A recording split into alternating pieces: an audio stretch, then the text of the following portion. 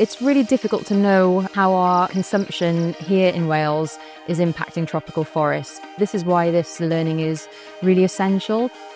We've received some funding from the Chartered Institute of Procurement and Supply, and we've worked with Caerphilly County Council to include deforestation-free criteria into public sector food contracts. So that means looking at less but better quality meat and dairy and eggs, reducing ultra-processed foods, looking for RSPO fully certified traceable palm oil. It also means including fair trade certification.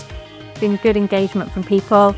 I think people have realised how, the things we do can make a difference. I've been here to talk about some of the work that we've been doing in Monmouthshire County Council with our school meals. We've become a deforestation-free champion council, and we were sharing some of the things we've learnt. There's a lot of people in the room with a lot of experience. Hopefully we can come up with ideas that mean that we can make deforestation-free an even more important part of food procurement in Wales. We didn't just want to put a food framework together. We wanted to do things that would impact legacy for Caerphilly and for the other local authorities taking part. By doing this and working with SAIS and the funding they've had from CIPS is just pushing it that extra bit further. It's not just a food framework, it's around driving change.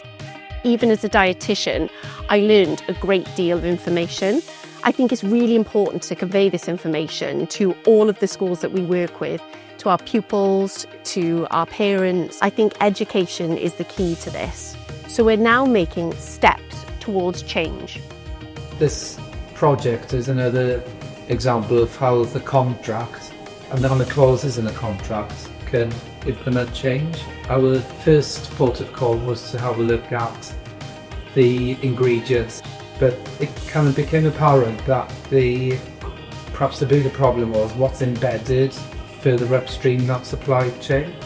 So especially in our dairy and our meat supply chain. So there's kind of what we can do locally and what we can do on that bigger picture.